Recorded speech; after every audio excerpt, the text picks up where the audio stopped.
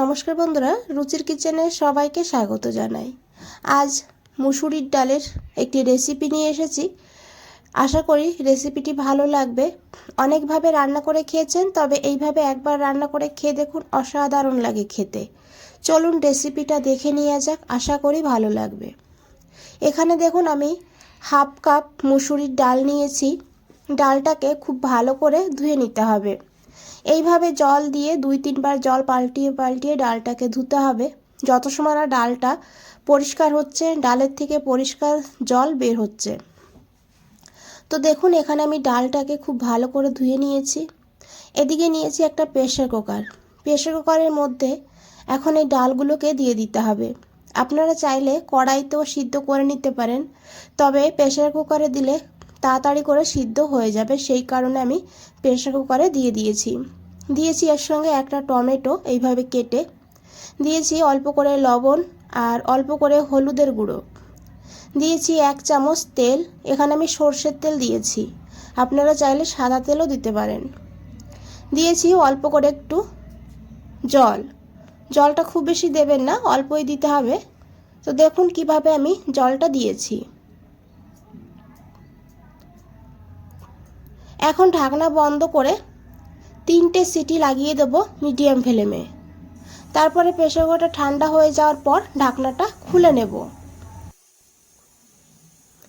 এইভাবে ডালটাকে সিদ্ধ করে নিলে রান্নাটা খুব তাড়াতাড়ি হয়ে যাবে। এখানে আমি 3টে সিটি লাগিয়ে দিয়েছি। এখন প্রেসার কুকারটাকে সাইডেই রেখে দেব ঠান্ডা হওয়ার জন্য। এখানে লাগবে একটা বেগুন। তো এখানে দেখুন আমি মিডিয়াম সাইজের একটা বেগুন নিয়েছি। এখন এই বেগুনটাকে এইভাবে চাক চাক করে কেটে নিতে হবে, ঠিক যেমন আমরা বেগুন ভাজা খাই সেইভাবে। বেগুনটাকে কেটে খুব ভালো করে ধুয়ে নিয়েছি। আর এখন এই বেগুনের মধ্যে দিয়েছি অল্প করে লবণ, অল্প করে হলুদের গুঁড়ো আর দিয়েছি একটু চিনি। এখন হাত দিয়ে খুব ভালো করে এইভাবে মেখে নিতে হবে।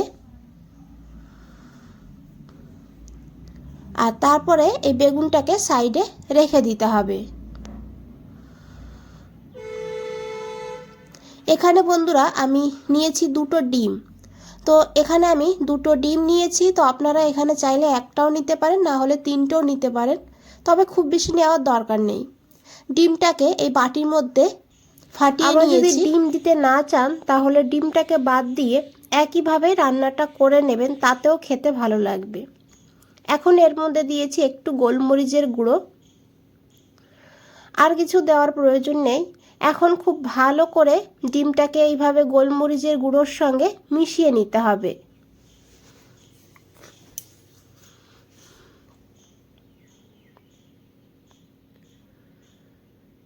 তো দেখুন বন্ধুরা, খুব ভালো করে এইভাবে মিশিয়ে নিয়েছি।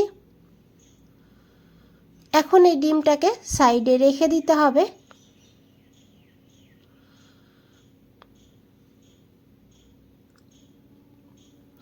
এখন রান্নাটা শুরু করব। তো এখানে দেখুন আমি একটা কড়াই বসিয়ে দিয়েছি।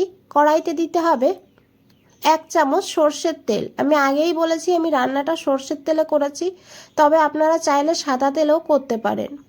তেলটা গরম হয়ে গেলে তারপরে সেই ডিমটাকে দিয়ে দিতে হবে। আর দেওয়ার সঙ্গে সঙ্গে কিন্তু নাড়াচাড়া করা যাবে না, না হলে ডিমটা বেশি রকম ঝুরি ভাজা হয়ে যাবে। সেই কারণে ডিমটাকে কিন্তু একদম ঝুরি ভাজা করব না, একটু বড় বড় থাকবে সেইভাবে ডিমটাকে ভেজে নিতে হবে। তো দেখুন আমি কিভাবে করেছি, খুন্তি দিয়ে এইভাবে একটু ছড়িয়ে ছড়িয়ে দিলে তাহলে কিন্তু ডিমটা ভালোভাবে ভাজা হবে আর একটু বড় বড়ও হবে।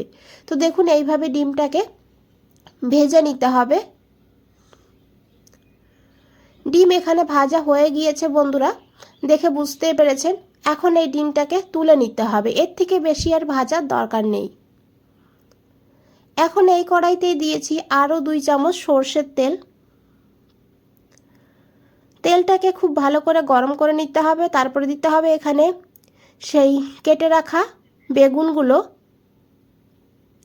তো এখানে আমি সব বেগুনগুলোই দিয়ে দিয়েছি আর গ্যাসের ফ্লেমটা মিডিয়ামে রেখেছি। মিডিয়ামে রেখে বেগুনটাকে এইভাবে লাল লাল করে ভেজে নিতে হবে, তবে ঢাকা দেওয়ার এখানে প্রয়োজন নেই। তো দেখুন বন্ধুরা, এইভাবে আমি বেগুনটাকে ভেজে নিয়েছি। এখানে বেগুনগুলো ভাজা হয়ে গিয়েছে, এখন বেগুনগুলোকে তুলে নিতে হবে।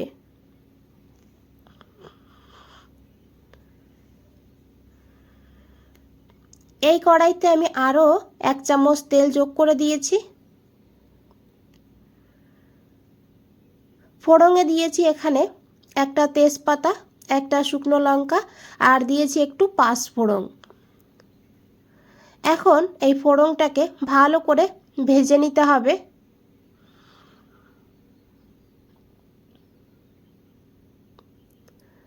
তারপরে এখানে দিয়ে দিতে হবে পেঁয়াজ কুচি। এখানে আমি একটা মিডিয়াম সাইজের পেঁয়াজ এইভাবে কুচিয়ে নিয়েছি।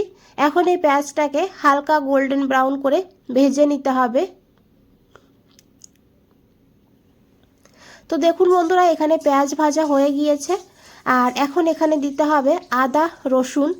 এখানে আমি 1 চামচ আদা রসুন নিয়েছি গ্রেট করে, আপনারা চাইলে আদা রসুন বাটাও এখানে দিতে পারেন। এখন এই আদা রসুনটাকে ভালো করে একটু ভেজে নিতে হবে যেন এর কাঁচা গন্ধ না থাকে। তারপরে এখানে দিয়ে দিতে হবে টমেটো।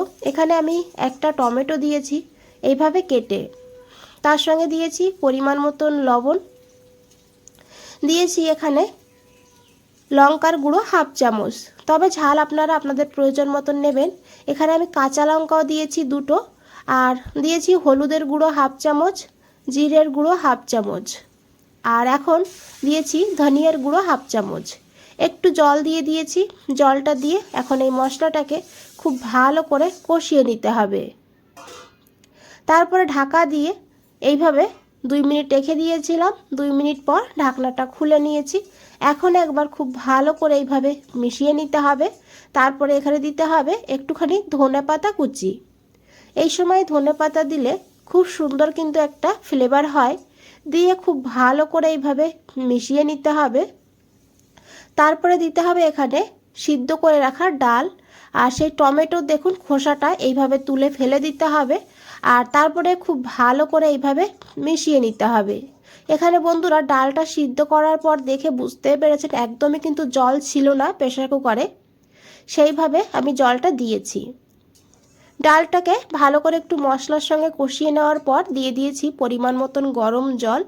দিয়ে খুব ভালো করে এইভাবে মিশিয়ে 2 মিনিট রান্না করে নিয়েছিলাম।